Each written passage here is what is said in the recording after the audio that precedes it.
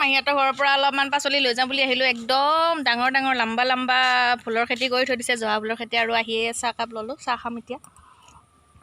নহয় মানে চাহ খায়ো আছোঁ, আৰু ফুলৰ খেতিৰ ওচৰলৈ আহিলোঁ। যে ভুল ভুল ভুল এয়া দেখিছে কিমান ডাঙৰ ডাঙৰ দীঘল দীঘল ভুল।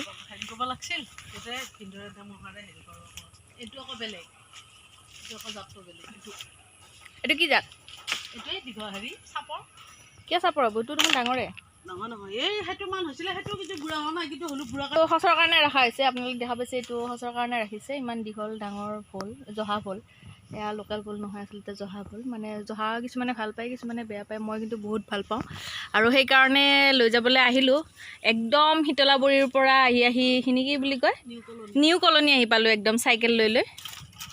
আৰু এয়া আমাৰ মাহীহঁতৰ ঘৰৰ পৰিৱেশ। এখন পথাৰ, একদম শিঙি আৰু মাগুৰ মাছেৰে ভৰ্তি হৈ থাকে এই দলত। 1 কেজি ওজনৰ হৈছিল। আমি খালোঁ কালি পাৰি আনি, এটাতে 1 কেজি। বাপৰে, ঠিকে আছে, বঢ়িয়া। লৈ যাওঁ এতিয়া মই নেকি বাছ। তাকে মই জহা বহুত। এতিয়া যাত্ৰা গুৱাহাটীলৈ, পাচলি গোটাই মেলি গুৱাহাটীলৈ বুলি যাবলৈ আহিলোঁ। মিষ্টাৰে গাড়ী চলাইছে। এতিয়া সন্ধিয়া হ'বৰ হৈছে, আমি সন্ধিয়াতে ওলালোঁ। কাৰণ আজিকালি গুৱাহাটীত বহুত জাম হয়।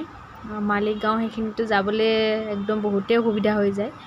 গতিকে গধূলি সময়ত, মানে আবেলি হৈছে আৰু গধূলিও ভালদৰে হোৱা নাই বাৰু, গুৱাহাটীলৈ বুলি আহিলোঁ।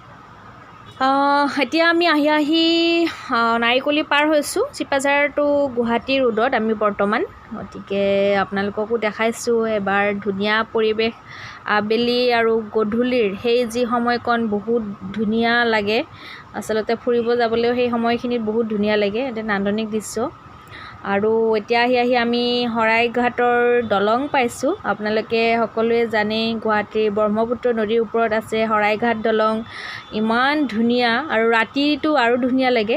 শৰাইঘাট দলংখনটো দেখিবলৈ বহুতেই ধুনীয়া। গতিকে আপোনালোককো দেখাইছোঁ শৰাইঘাট দলঙৰ ৰাতিৰ পৰিৱেশ। আমি আহি আছোঁ, আমি এতিয়া শৰাইঘাট দলঙত। কেনেকুৱা লাগিছে জনাব।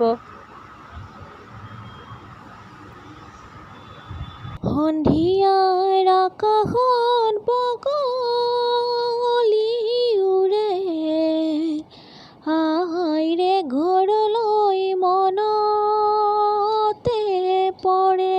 মানে মনত এতিয়া পৰিব নালাগে আচলতে, আইৰ ঘৰৰ পৰাই আহি আছোঁ যিহেতু। আইৰ ঘৰত সোমাই আহিলোঁ, মাৰ ঘৰত চিপাঝাৰত। এতিয়া পাম, ব্ৰিজ শেষ হোৱাই নাই, বহুত দীঘলীয়া আমাৰ শৰাইঘাট দলং। আহি আছোঁ, শেষ হ'ব আৰু পামগৈ, সেইটো মোৰ। আমাৰ লগতে আপোনালোককো দেখুৱালোঁ আমাৰ সুন্দৰ গধূলিৰ যাত্ৰাটো, মানে ভাটিবেলাৰ পৰা যি যাত্ৰা কৰিলোঁ আমি গুৱাহাটীলৈকে, এই সুন্দৰ পথছোৱা আপোনালোককো দেখুৱালোঁ। গতিকে ভাল পালে লাইক কৰিব, কমেণ্ট কৰিব, আৰু শ্বেয়াৰ কৰি আগবঢ়াই লৈ যাব বুলি আশাৰে ধন্যবাদ।